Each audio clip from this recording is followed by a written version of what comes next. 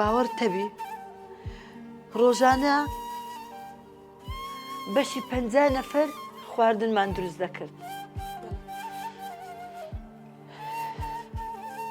بە حکمیەوەی عەشایر بن و هەرچی خەڵکی کوردستان بوو دەهاتە ماڵیوان مەجبور دەبا ئەو خواردنشتەمان دروست کردبە. ساڵ هات و ڕۆی ژنی چوارەمی هینە. واتە بەسەر تۆ ژنێکی هێنا؟ بەڵێ بەڵێ ژنی چوارەمی هینە. هەمومانی کۆ کردەوە وەکو مجەمەعک بەس بەداخەوە خوشک و برایەکانیان خۆیان بە گەورە دادەزانن ئەمەشیان وەکو سوالکەر وەکو خزمەتکار حیسابە کرد. ئەمش کوڕەکەم هەبوو ناوی سامان. ژیانم بەرەو ناخۆشیە ڕۆی ڕۆژ بە ڕۆژ.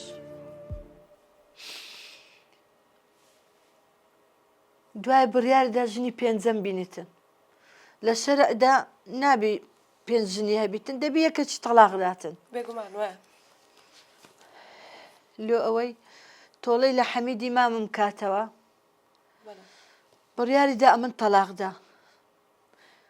ئەوە بوو قسەیان لەگەڵ مامم کردو ئەمنیان تەلاقدا. بەداخەوە هەستام ڕۆیشتم چمەوە گوندی ماڵی مامم. یعنی چی تۆ بۆ ماڵی مامت ئەی ژیانت لەوێ چۆن بوو باشتر بوو؟ چ لێ بجێڕبم وێرانتر بووم. بە خۆتەزانی خەڵک چەند بێڕەحمە.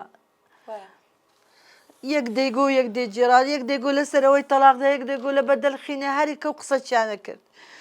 بەڕاستی بەڕاستی ژیانم زۆر زۆر ناخۆش بوو. مامۆژم زۆر زۆر لەگەڵم خەراب بوو. نەدەگونجا لەگەڵم. مامیشم دەهات سەرزەنشتێ کرد و نەیدەهێشتم بێمە دەرگای حەوشەی. ئەی نەرمی خان هیچ مناڵێکە دەبوو لەو هاوسەرەی پێشوت؟ بەڵێ کوڕەکەم هەبوو ناوی سامان بوو. دەیگۆت و بێوە ژنی نابی بێ بەردەرگای. ئەو کەلیمە زۆر زۆر ناخۆش بلۆ من. زۆر ڕەزالەتم دی زۆر.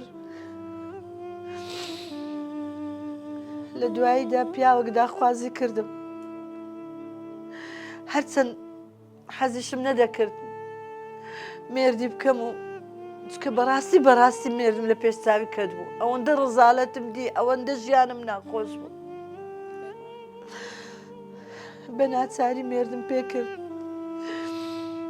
بەخۆم و بە سامانی کوڕم لەو ژیانەدا چوینە دەرێ.